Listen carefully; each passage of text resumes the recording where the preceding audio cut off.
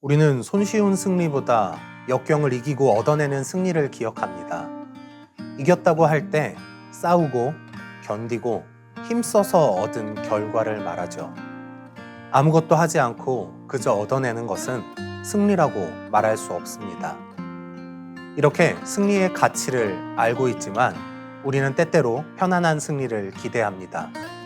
힘써 얻지 않고 쉽게 얻고 싶은 욕심과 게으름이 값싼 승리를 거저 얻도록 유혹합니다.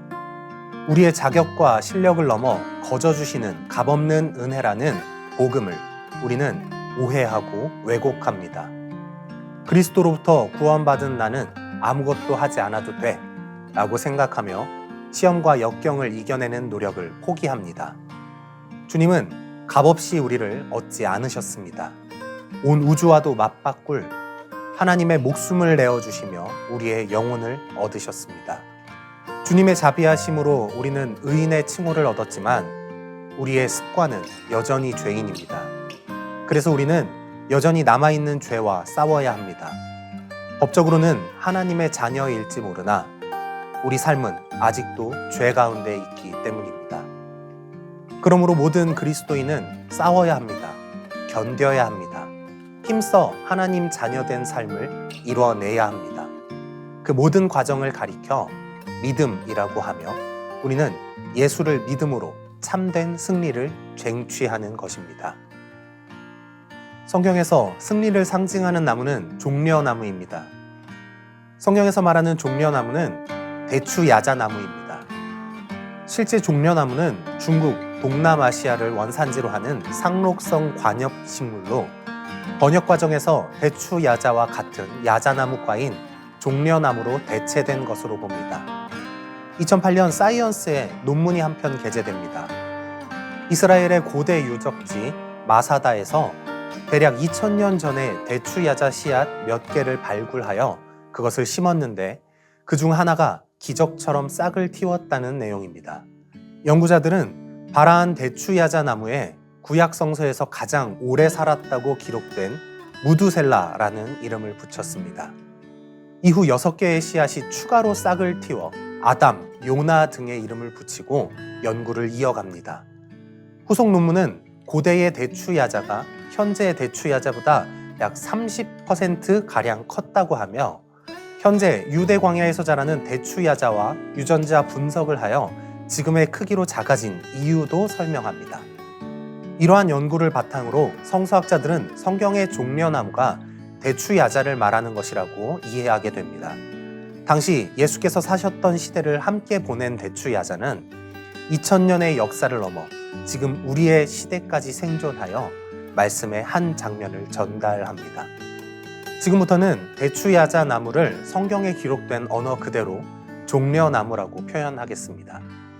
종려나무는 히브리어로 타마르, 헬라어로는 포이닉스입니다. 종려나무는 존경과 기쁨, 승리와 번영을 상징합니다. 시편 92편 12절을 보면 종려나무를 인생의 시련과 죄의 유혹을 믿음으로 이겨낸 한 명의 의인으로 비유하기도 합니다. 의인은 종려나무같이 번성하며 레바논의 백향목같이 성장하리로다. 민수기 14장 8절에는 하나님께서 이스라엘 백성에게 예비하신 언약의 땅 가나안에 대한 기록이 나옵니다. 여호와께서 우리를 기뻐하시면 우리를 그 땅으로 인도하여 들이시고 그 땅을 우리에게 주시리라. 이는 과연 젖과 꿀이 흐르는 땅이니라. 여기서 젖이란 양의 젖을 말하지만 꿀은 벌꿀을 말하는 것이 아닙니다.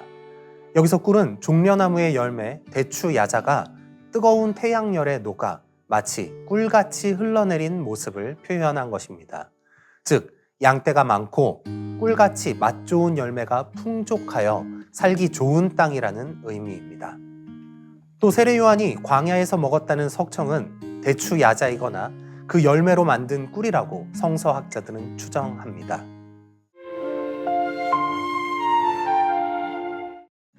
신명기 34장에는 모세가 가나안 땅을 바라보며 죽음을 맞이하는 장면이 나옵니다. 이때 여리고를 종려나무의 성읍이라고 부릅니다. 여리고는 가나안 땅을 정복할 때 처음으로 무너뜨린 성읍으로 주변에 종려나무가 많아 사사기나 역대하에서도 종려나무 성읍으로 불립니다.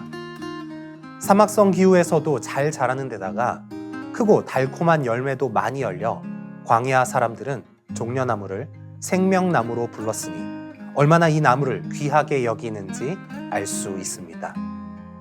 성서시대의 상인과 순례자들이 사막을 여행할 때 저 멀리 종려나무가 보이면 깊이 안도하고 기뻐했다고 합니다. 종려나무 숲 인근에 오아시스가 있기 때문이죠. 뜨겁고 건조한 사막에서 오아시스를 발견할 때의 감정은 죽음 가운데 생명을 얻은 것처럼 기뻤을 겁니다. 출애굽기 15장 27절에는 애굽으로부터 탈출한 이스라엘 백성들이 광야를 지날 때 오아시스 옆에 있는 종려나무 아래에 머물렀다는 기록이 나옵니다. 그들이 엘림에 이르니 거기에 물샘 12과 종려나무 70그루가 있는지라 거기서 그들이 그 물 곁에 장막을 치니라. 유대인들은 이러한 이유로 초막절을 지킬 때 종려나무 가지를 흔들며 40년 동안의 광야 생활을 기념합니다. 성경에 종려나무 가지가 등장하는 대표적인 장면은 예수님의 예루살렘 입성입니다. 예수께서 십자가를 지시기 위해 어린 나귀를 타고 예루살렘 성으로 들어가실 때 백성들은 종려나무 가지를 흔들면서 호산나 다윗의 자손이여 찬송하리로다 라고 외칩니다. 이를 기념하며 우리도 종려주의를 보냅니다. 당시 사람들은 왕이나 개선 장군이 입성할 때 종려나무 가지를 흔들며 환영했는데 우리를 구원하옵소서라는 뜻의 호산나라는 외침은 오시는 분의 승리를 선포하고 지지했음을 알 수 있습니다. 식물학에서 종려나무는 헬라어 명칭대로 포이닉스, 영어로는 피닉스라는 이름이 붙어 있습니다. 불사조라는 뜻이죠. 종려나무는 강력한 태풍이 불어도 서너 시간 정도 구부러져 있다가 다시 일어납니다. 학자들의 연구에 따르면 종려나무는 구부러져 있을 때 그 뿌리가 더 강해진다고 합니다. 고난을 이겨낸 후 더 튼튼해지고 아픔을 견디고 더 크게 자랍니다. 종려나무는 잘리고 그 그루터기를 불태워도 거기서 다시 싹이 나고 자랍니다. 이런 경이로운 생명력 때문에 종려나무는 로마 제국에 대항하는 유대인들의 민족주의를 상징하기도 했습니다. 이처럼 어지간한 이유로 종려나무는 죽지 않습니다. 하지만 가지의 윗부분 중앙에 하늘을 향해 뻗어 있는 가지를 꺾으면 금방 죽어버리고 맙니다. 생장점 역할을 하는 이 부분을 키파 트마림이라고 부릅니다. 키파는 가장 높은 곳을 말하고 트마림은 타마르, 종려나무를 뜻합니다. 유대인들이 머리에 쓰는 모자인 키파가 여기에서 유래된 것인데 하나님의 이름을 부르는 자리, 오직 하나님을 향한 시선, 그리고 하나님 앞에 선 굳은 믿음을 의미합니다.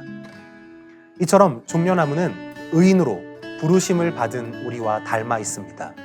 의인은 세상 풍파에 흔들리지 않고 죄의 유혹을 견뎌내며 주님만 바라보는 믿음으로 살아갑니다. 이는 의인은 그의 믿음으로 말미암아 살리라 라고 하박국 선지자를 통해 말씀하신 하나님의 우리를 향한 요청입니다. 주변을 한번 돌아보십시오. 여러분의 상황을 생각해 보십시오. 여러분의 내면을 들여다보십시오. 무엇이 우리를 살게 합니까?